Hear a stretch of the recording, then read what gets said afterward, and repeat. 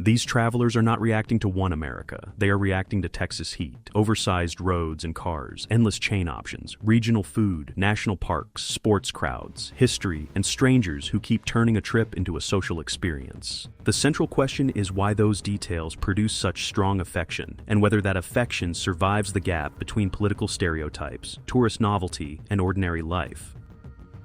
Watch what changes as first impressions become attachment, and attachment becomes a comparison with home. Guys, oh my goodness, we have arrived in Dallas, Texas, and how is everybody feeling today? Yeah, you better believe we have come outside to the taxi rank, and when we've come outside, we have been hit with the most almighty temperatures right now. Is that right? That is right. And I don't know what you're all feeling, but I am feeling pretty happy. How do you feel, dude? Yeah, man, lovely. Unfortunately for me, I'm going to look a bit of a fool because as you can see, I've got a mega zit on my face, but I'm hoping that disappears in the next few days. Woo! You got two. Oh, we made it, guys. Sorry? You got two zits. Oh, you've got one ready to pop there, dude. That is that. No, it's on your chin. You have got a pimple, but let's not bring each other down because we are in the US of A.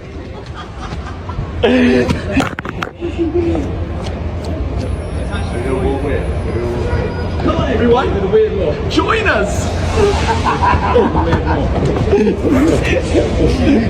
Adam's the boring one. He's got to get us a cab. We'll see you soon when we're at our reservation. Yes! I'm finally here in the land of the free. I get to refill my water.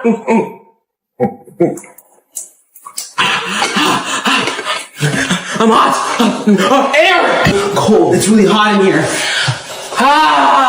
Finally. No weird outlets. Finally. Oh, bro. Why the road so big?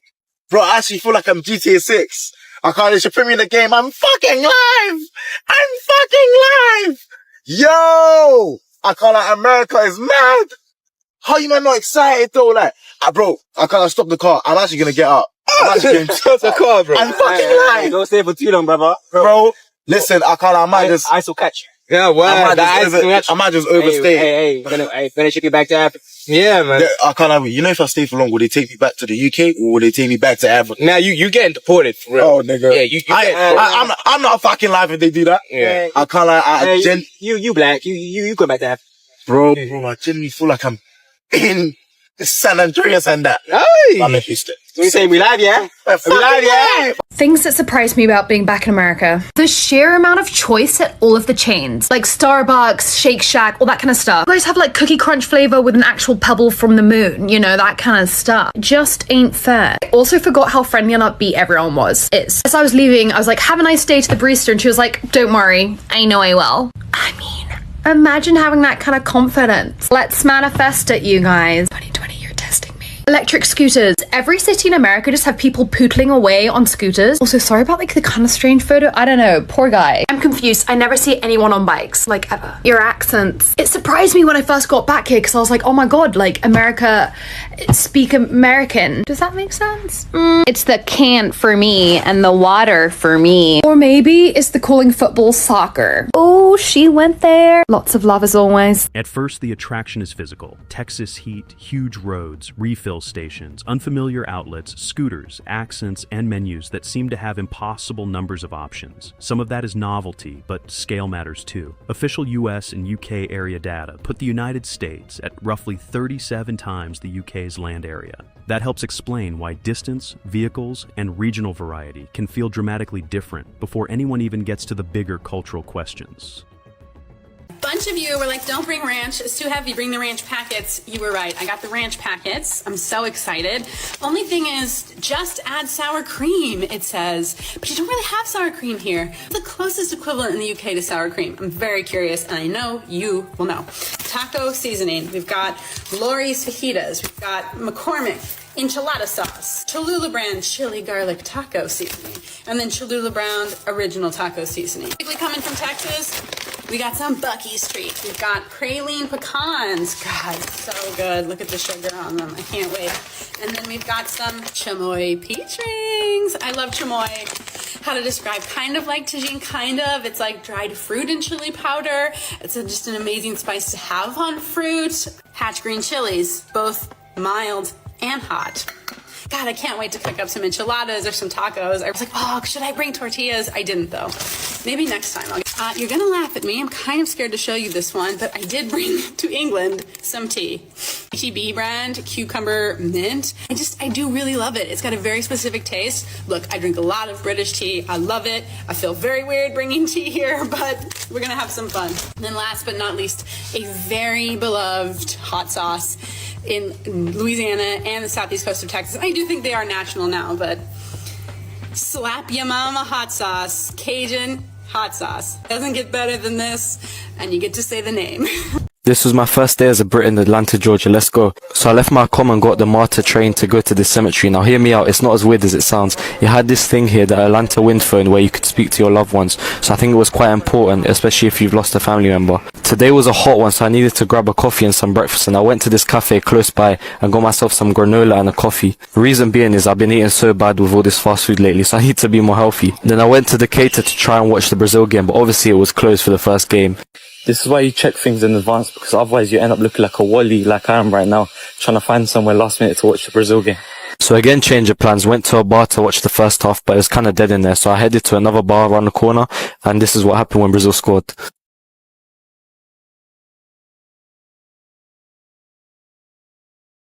Afterwards, it was back to some sightseeing. Now I went to the area where Martin Luther King was born and raised. One thing I've learned a lot whilst I'm here is American history, and they really don't sugarcoat things. They tell you as it was, which I think can be appreciated. Then on a lighter note, I went to the Coca-Cola Museum to check out all the memorabilia and learn about the history of the brand. It was cool that they had the vault where the secret is kept. As you can see, I'm on camera again. The highlight has to be trying all the different flavors though. My favorite has to be the Fanta from Uganda, and some of them were really bad, but this one was nice. As the day was coming to an end, I needed to grab some food, so I went to South City Kitchen, who do some of the best soul food in the whole of Atlanta. I went for the barbecue prawns, fried chicken and mashed potato, and it was exquisite. And my final stop of the day was this bar to watch Morocco play Netherlands. I'll support Morocco, of course, and my girl. The food hall and the Atlanta Days show two kinds of cultural discovery: ranch, chamoy, hatch chiles, hot sauce, Coca-Cola flavors, and soul food are memorable because they are specific and regional. But the day also includes public transit, the Martin Luther King Jr. Historic Area, and a search for a bar showing international football. The impression is not simply more choice. Commercial culture, local history, and city life sit side by side. The next test is what remains after the itinerary ends. Yes, everyone, I've got some huge news. As a lot of you know, right now I'm in America. But due to personal reasons, I'm going to have to be heading home in the next day. Boys, I'm absolutely gutted, as you can tell. But, boys, I've been to California. I've been around San Francisco. I've been to places I could only ever dream of. I've had the time of my life, boys. I'm gutted, but it is what it is. Like I said, I'm doing what's right for me. And after 2 months in America, I am officially back in the UK. If you couldn't tell already by this absolutely miserable weather, this is what a typical summer's day looks like over here. But yeah, what an insane trip. And what a beautiful country America is. I feel like a lot of people are put off from going to America at the moment because their views on politics or whatnot. We were warned beforehand, are you sure you want to go at the moment? Is this really a good time? But that didn't affect us at all. We went over there to see the natural beauty of the country, the landscapes, the national parks, and that is what we got. And you can't deny that America is one of the most beautiful countries in the world. And I'm so glad that we went over there. And not just that, but the interactions with you guys. Everyone we spoke to was so welcoming, so supportive, so keen to hear what we've been up to. Gained over 10,000 followers since being in America. And all of the comments and messages and even emails I've been getting have been insane. I was not expecting this sort of reaction. I've had people saying, you can come stay with us, stay with our family, come have food if you're in this area. It's been unreal. Everyone over there is so nice. And I really hope you guys stick around. Now that I've seen some of your country, hopefully you want to see some of the UK. I've got a few upcoming trips already planned, and the UK is beautiful. It's very different to America. I know I've already complained about the weather, but there is a lot to offer here, and if you want to see that, then stay tuned. And yeah, thank you for such an amazing time in America. I can totally understand why Americans never leave America to go on vacation when you got stuff like this on your doorstep. Like, why would you leave? It's beautiful. We're in La Jolla, I think I've got that right. And what a beautiful place. We're going down past Seal Rock, and it's one of the most beautiful places I've seen. And I mean, I've been fortunate enough with my family to go along to all of these places. And we're fortunate enough that the weather turned around, because yesterday you had a storm, it was a rainstorm, and it was scary as hell driving in it. But the sun is out today, and it's incredible. We've got palm trees everywhere, beautiful sea. I get it. I get why you don't come to the UK. There's no need. It's just incredible. I mean, look.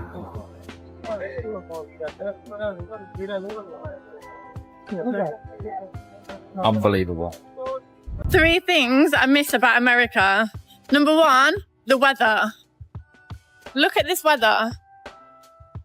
At least it's not raining, I guess. Look how grey it is. Number 2, the people. Everyone's not as nice as they are in Texas. And not only are they not as nice, really miss the accent. Don't like hearing the British accent. I want to hear the Southern American accent. And everyone's so rude. Everyone's rushing to get everywhere. I feel like in America it's more slow and chill. Number 3, the cars. Why can I not see big trucks? It's just taxis and normal cars. It's boring. Today I'm flying back to the greatest country in the world, America. I'm a fully documented legal immigrant from Germany. I know my name is Mario, but I swear to God I'm not Latino. I'm just a little tan right now because I spent too much time in Europe during the summer. But I cannot wait to leave this liberal, communist country, Europe, behind to go back to America, where there's liberty, freedom, and ranch.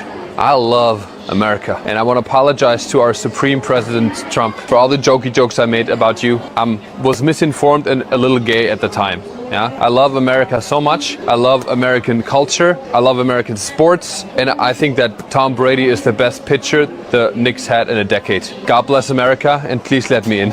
Okay.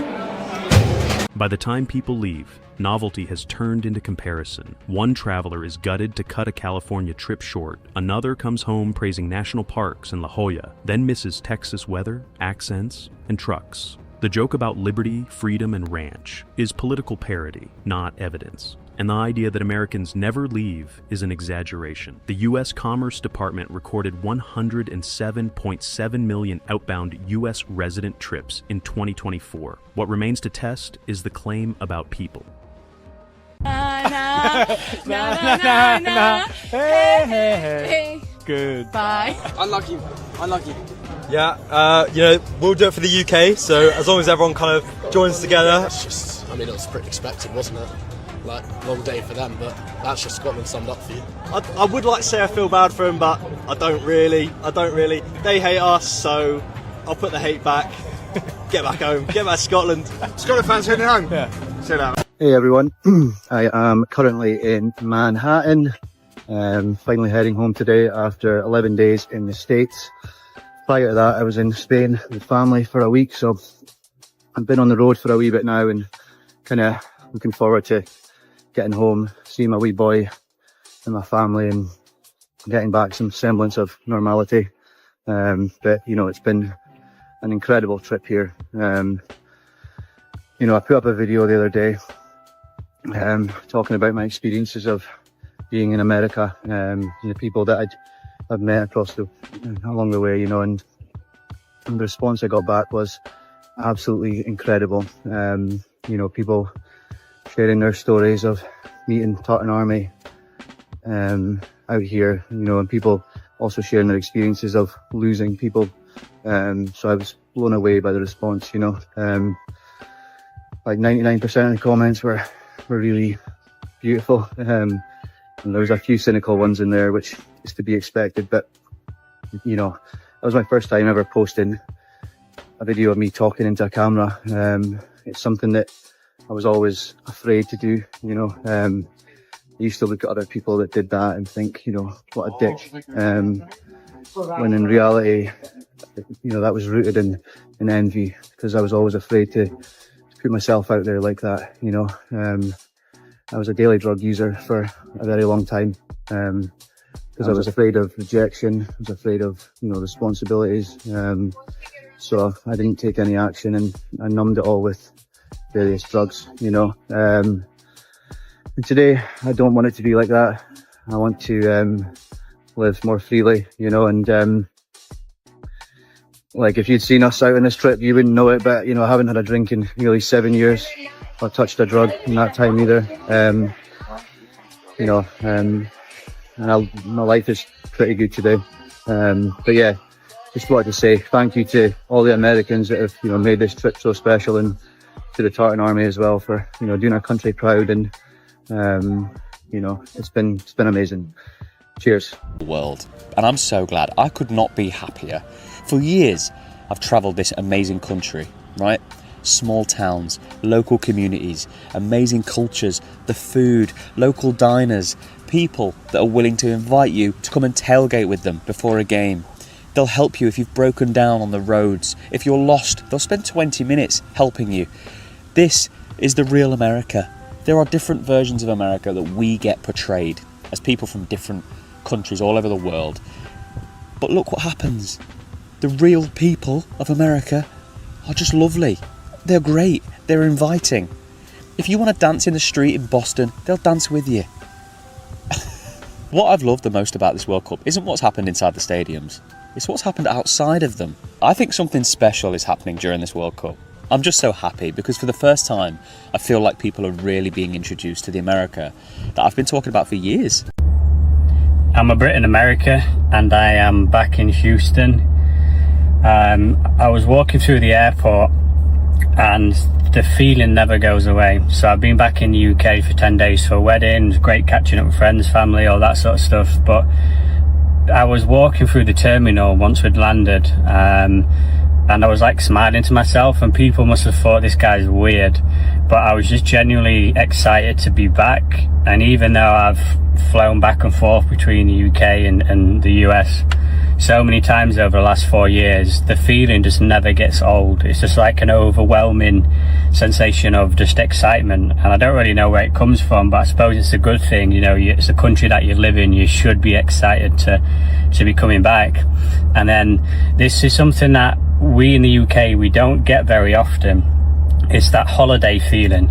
So it's when you've been in the UK all year, you go on holiday to Spain, France, Greece, or wherever it is, and the second you get off the aeroplane, you get hit with a waft of the heat, and it just gives you that feeling of like, yes, we are here, we've arrived on holiday, and it just makes you instantly excited. And that is why one of the reasons anyway why I chose Texas, which I know gets a bit of stick because of the humidity and people over here don't actually like the weather. But every morning I just open my door with my coffee, and I just get hit with the heat from outside, and it puts a smile on my face. I feel like I'm on holiday again, and deciding to live in a country where I get that feeling every single morning is just unmatched. So probably something you guys take for granted over here, like, oh, it's the weather, it's normal. But for someone from England, you never really get hit with that heat when you step outside. We don't have the air conditioning, and plus it never gets as hot outside, so there's never really that difference in temperature of you open the door and then it's like woof, it's summer kind of thing. So yeah, just something I absolutely love over here. The most consistent claim is about people rather than scenery. The sports clips move from rivalry and banter to stories of strangers inviting visitors to tailgates, helping on the road, dancing in Boston, and responding warmly online. The Manhattan reflection goes further. The trip becomes tied to sobriety, confidence, and choosing to be more open. These are anecdotes, not a national survey, but repeated accounts of similar hospitality form a pattern worth taking seriously. Taken together, the clips explain the appeal without reducing America to a slogan. The first pull is sensory: heat, scale, cars, food, and sheer choice. The deeper attachment comes from landscapes and, most repeatedly, from social encounters that visitors describe as unusually open and generous. Politics appears mostly as a concern before the trip or as comedy afterward, not as the main driver of these experiences. The exceptions matter too. Trips end early, weather can be brutal, and anecdotes cannot represent an entire country. But the shared pattern is clear. For these travelers, America becomes less an image and more a place they want to return to. Thanks for watching.